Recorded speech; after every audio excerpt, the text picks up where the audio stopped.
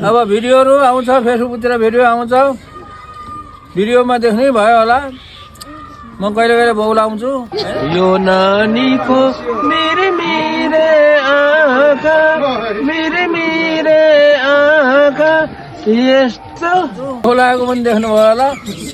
Okay, अब म चाहिँ मान्छे हो र अब चुनावमा उठ्नुभन्दा अगाडि म मन्त्री भएको थिएँ छोटो समयको लागि। हुन त पुरा गरेको भए 6 महिना हुन्थ्यो। 6 महिना गर्ने भनेको 6 महिना पनि गरिएन, 4 महिना जति गरियो। महावीर पुञ्ज्यू जस्तो सरल र सोझो नेता चाहिँ यो नेपाल अधिराज्यभरि नै भेट्दैन होला। त्यसैले पनि अहिलेको चुनावमा चाहिँ महावीर पुञ्ज्यूलाई चाहिँ भारी मतले चाहिँ विजय गराउनुपर्छ है म्याग्दीवासीहरू। यदि गराउनु भएन भने तपाईँलाई चाहिँ पाप लाग्छ। यति सोझो मान्छे चाहिँ पार्लिमेन्टमा पुगेर चाहिँ तपाईँको आवाज उठाउन सक्नुभयो भने होइन, तपाईँको म्याग्दीवासीको चाहिँ मजाले विकास हुन्छ। भोलि बिहान प्रधानमन्त्री भयो भने नेपाल अधिराज्यकै विकास हुन्छ। यति सोझो मान्छे चाहिँ हामीलाई चाहिएको हो। धेरै राम्रो।